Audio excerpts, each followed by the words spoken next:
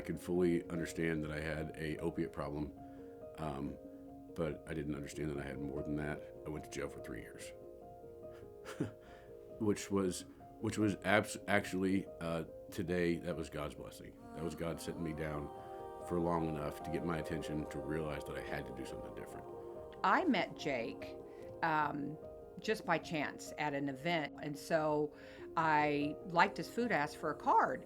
And she was like, "Oh, this is really good." And before you know it, we get to talking a bit, and she says, "Well, I might like to use you in the future for an event." So I started to tell him a little bit about myself and what I did and where I worked, and told him about Turning Point, a residential for recovery. And as we were talking, I told him a little bit about my personal story, which is my 3 adult children that struggle with addiction.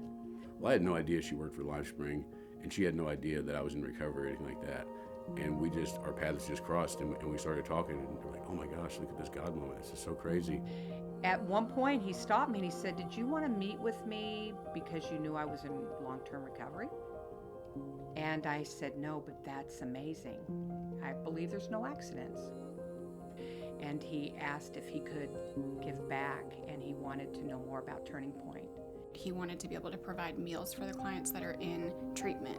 And he had very specific reasons for why he wanted to be a part of that for the clients. I get to sponsor guys. I get to, be big in the recovery community. But then additionally, I get to run a sober kitchen. I get to hire people in recovery and give people an opportunity, and what a blessing. He's simply just trying to live out what his mission is to just give back to the recovery community because he's been there before. It's really appreciated at Turning Point. So he just truly does have a heart to give back. That's his whole thing. I just feel like I'm doing what I'm supposed to. The other thing about Jake, he gives me hope for my adult children that recovery is possible, and means a lot. And I was living on credit cards, hoping I was going to make it, living on a prayer,